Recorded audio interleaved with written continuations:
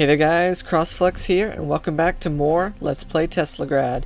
In the last episode, we continued our ascent upwards, defeated a boss, and claimed the third power-up of the game, our Polarity Cloak. Pretty snazzy if I say so myself. Today's episode, we will continue our ascent, as usual, but we may also have a few more surprises in store.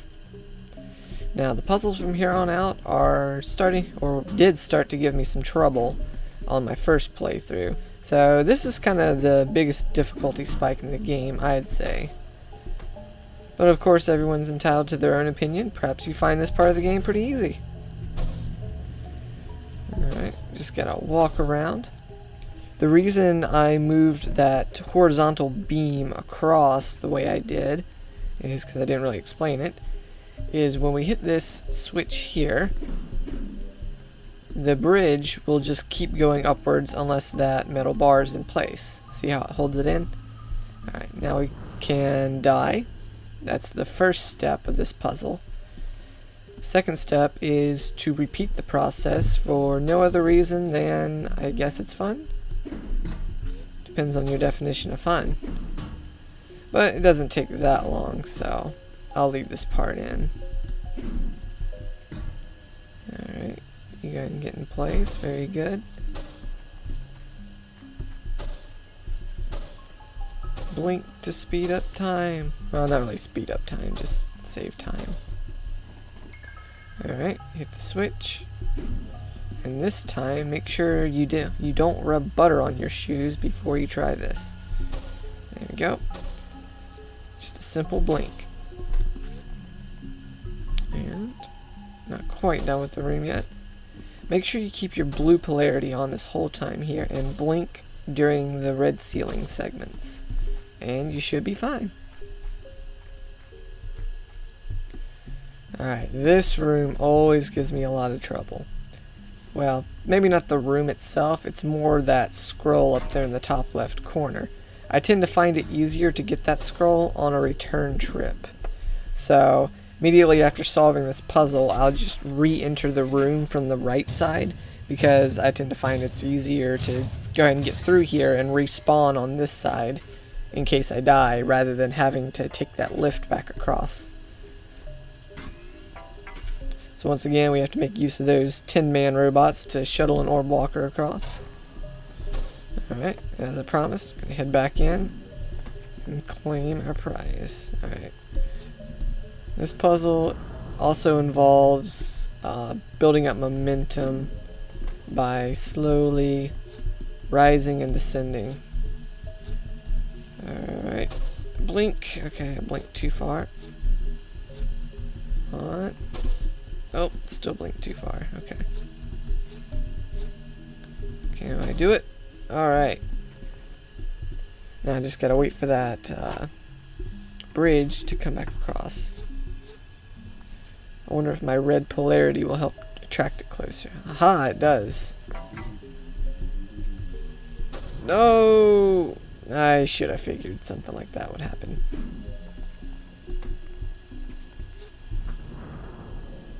Alright, today is not my day. I guess that's what I get for having a really good day yesterday.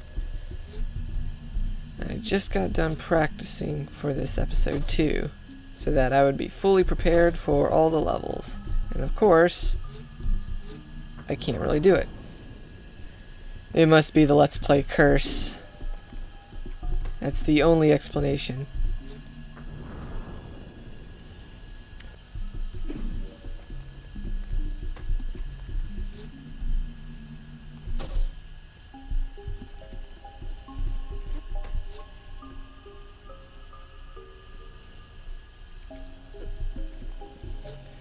Alright guys, I'm back. Finally had to cut out a few deaths there. Maybe I'll throw them in at the end of the episode as kind of a blooper reel, if you will. Because that took me quite a few more tries than it really should have. It really wasn't that difficult. Alright. So, what we're going to have to do here is, if you hit the switch, these two beams will transpose with each other. So we have to be quick. There we go, just like that. Hit the switch on this side to bring the blue one back. Ascend as if we're the chosen one. Alright, now this part of the game, this particular little segment to the right of that stage right there, for some reason your red Polarity Cloak tends to have trouble keeping up. I'm not entirely sure why that is, but it always gives me trouble. Let's see, okay. Okay. No. Yeah, I'm not sure. It's almost like it runs out of battery or something. But obviously that's not really the case. But regardless, this part is also a little bit more challenging for computer players such as myself, because the fact that you can only press 2 buttons on your keyboard at once makes it hard for these challenges where you have to have a directional input plus have your polarity cape active plus blink. But with enough practice you'll get the hang of it. Alright, this part's always fun. It's like a roller coaster. Whee! Alright. And that last one sometimes takes me a few tries, but if you just stand at the where the 2 different walls meet, kind of in the corner, that's pretty much where you're supposed to stand. Oh, it seems we've reached some sort of circuit breaker room. Uh-oh. We're in trouble. Alright. Third boss of the game, Oleg. I'm finally deciding to let you guys know the name of this guy.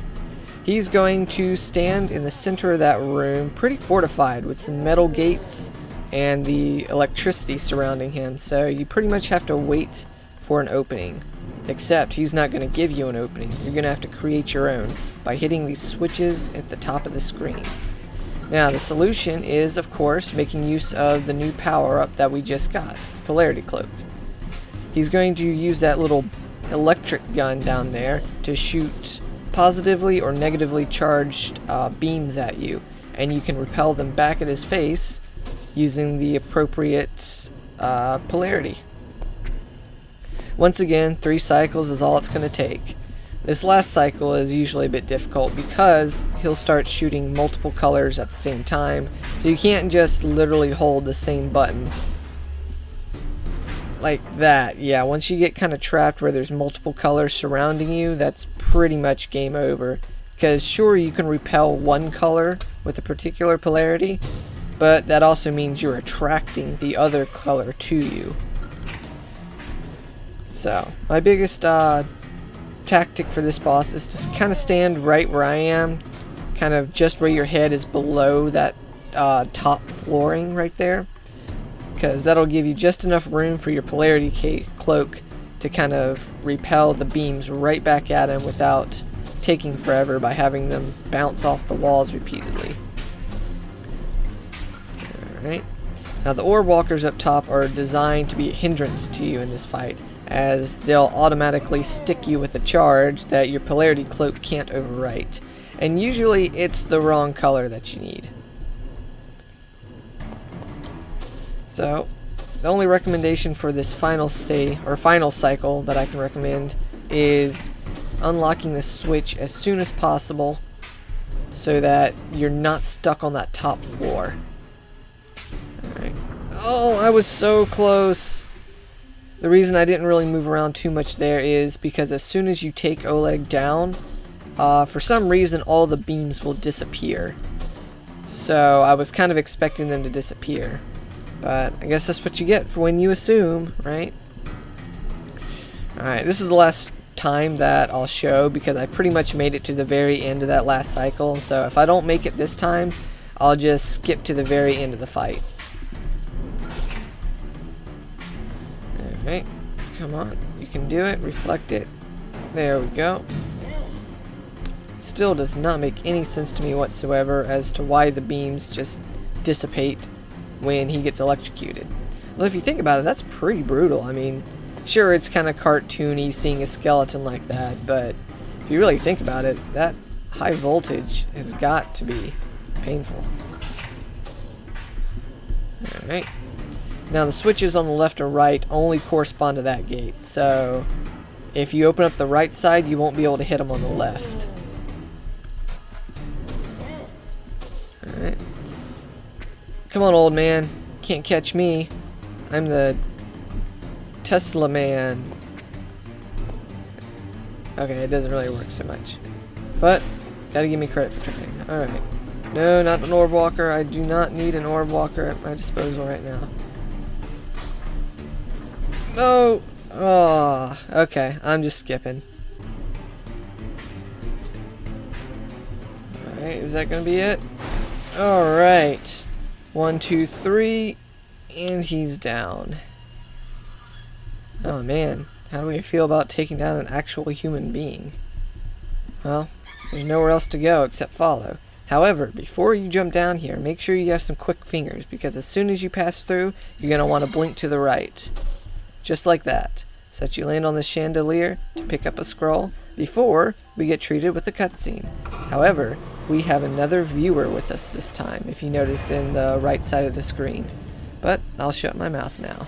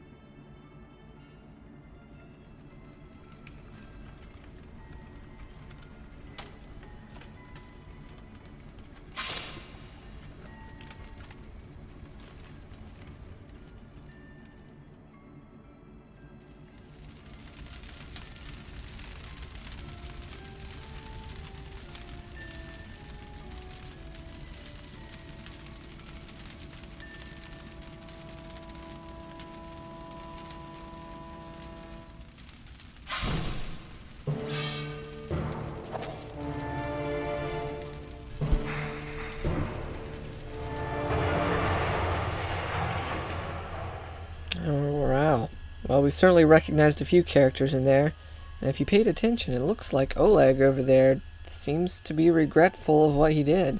For whatever reason, he was sided with the king, and he helped lead the charge against the Teslamancers. He's the one who helped destroy this tower, which explains why some of the areas in the game look pretty well disheveled, as well as the fact that we haven't seen any other Teslamancers. Makes you wonder who made that last scripted cutscene there. But perhaps we'll find out. Patience, young one. Alright. For some reason, I feel like I'm a hamster. Oh well. Just gotta keep rolling. Oh, so close. Alright. One more time. Okay. Practice makes perfect. I guess we just gotta keep going. Okay. Make a jump. Make use of our Polarity Cape to help us get across there quickly. Alright. I believe this is the third and final room of this hamster ball segment. Alright. This one's a little bit more tricky. You gotta position yourself just right so that, yes, you'll continue to have your charge. Alright, I was wrong. There's actually one more segment here. I like how it kind of builds on itself. Alright, use a negative charge to avoid that gate. Okay, keep your blue. So it's just kind of an alternating pattern there. Not too difficult. Oh! I guess it's a little more difficult if you screw it up. Okay. Almost through. Alright. And with that, guys, I think I'm going to call it here. Thanks once again for watching. I hope you all enjoyed.